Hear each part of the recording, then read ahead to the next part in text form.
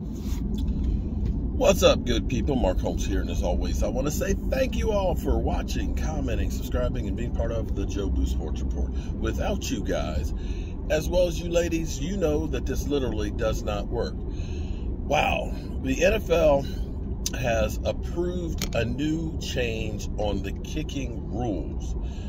At this point, I'm just wondering, it's like, why are we even doing kickoffs anymore? They might as well do away with kickoffs. Because here's what's happening now. The latest rule is when they kick off, automatically it'll be brought out to the 25, whether it's caught in the end zone or if it's caught at the 5-yard line. So what that means is if it's a squib kick or a bad kick and the runner catches it on the 5-yard line, you know, basically puts his hands up, okay, boom, I got it, it's automatically going to come out on the 25. Now, they say that special team coaches and coordinators and all that basically hate the idea because it's taking away part of their job and the strategy of the kickoffs. See, I understand. I probably understand more than anybody else. You know, people will make fun of, you know, where I have brain fog. You know, I'll have something on the tip of my tongue and I can't remember it, or I'll mispronounce somebody's name. I don't know if I'm just plain not that bright, or if it's after effects of playing football. See, at JMU, my job was being the hot man on kickoff coverage. See, the rules have changed. They recognize how much brain trauma happens on special teams and kickoffs. Because my job was to run 40 yards, see, brain fart, 40 yards downfield at full speed, because they used to have what is known as a wedge, which is outlawed, where basically they'd have about 5 big guys, who would get together, shoulder to shoulder, and would start, that was the wedge, and then the runner would be behind them. My job was to bust the wedge. Run downfield as fast as you can and slam into the wedge and try and bust it. And if you don't think sprinting as fast as you can and running into 5 guys going the opposite direction at full speed isn't a collision and a brain scrambler, then I can't help you. I get it. I understand it. I wonder if some of that stuff is from some of the hits that I took. But at this point, the way they've changed the rules, they outlawed the wedge some years back, okay? They've now, of course, made it so you automatically get the ball on the 25-yard line. On onside kick, or actually, not on onside kick, excuse me, on kickoffs. Here's the other part that's no longer there, too. See, we could get back there, get about 5 yards back from the line that the ball was being on. And as the kicker, we would watch the kicker, and when the kicker got to where we were, we'd take off.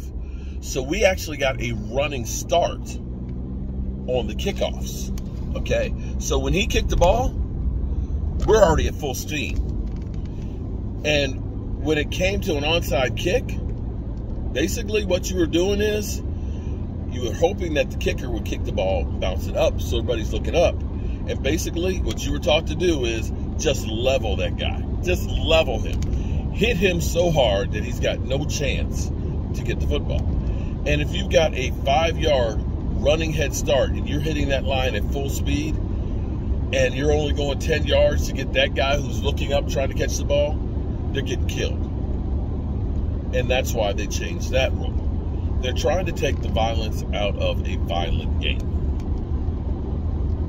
We'll see if it works. But you're getting closer and closer to the point of just saying, after a score, just put the ball on the 25-yard line. Just do away with the special team. Just do away with it. You might as well just do away with it. Also, Jerry Jones said it's the time. It's the right time for the fans that the Commanders are sold. That it will, of course, be better overall for the fans. And I have to say that there is a buzz in Washington like there hasn't been since when they were building FedEx Field. That was about the last time you actually felt a buzz in Washington. That the fans there were excited because, you know, RFK, although they had great history and stuff there, was old. There was a waiting list that was considered to be, you know, 100 years long, that people were actually putting in their will to give their game season tickets down to somebody else because the waiting list was so long. And when they were building FedEx, they were building one big enough that they could get all those fans in there. Well, turns out Jack Cook spent his own money for that stadium and built it on the cheap and in a hurry because he was getting old and dying. Can't be mad at the man for spending his own money, because what's happening now is everybody, Maryland, Virginia, and DC, is trying to throw money at the Commanders so they can build a new stadium. They need one. If there's a worse stadium in the NFL, I don't know what it is. That place is so bad. And the fact that the Cowboys versus the Commanders is the last game of the season, I always have tailgated at FedEx Field. We have a better time and better seats in the parking lot. That is a fact. You go inside that stadium, you better have a tetanus shot because of the rust that's all over the place. You know, we literally saw the railing break. Fans almost fell on Jalen Hurts and he almost got hurt. Yeah, it's time for them to get something new. It's time for them to at least get into being a modern NFL team. They are truly a national disgrace, the Washington Commanders, and that name still sucks.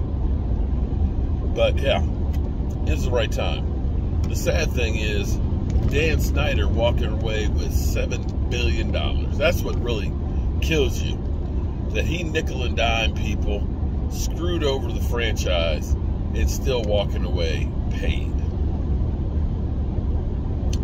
Yep, that's the way it goes. So, the water company came through for me today. They set a new meter outside, water meter, and I've got to go pick up the trencher. The first ditch that I dug to the other water meter that they found out that, oops, that 2-inch line leaks like a sieve, and we don't want you to have galvanized pipe. And I appreciate that because I don't want to drink galvanized water. They put me a new meter that's in the back to a 6-inch main that's back there that's new. But I have to run the trench from the front to the back. When I went from the corner of the house before, no biggie. Easy peasy. It was about 15 feet from the corner of the house to the meter. This one's about 75 feet. And since you got to dig the trench 30 inches deep, I'm not digging that by hand. I'm not digging that by hand. I'm going to go rent this trencher, and I'm going to dig that trench, slap that pipe in there, and get the inspector to inspect it. So, I'll see you guys later. Peace.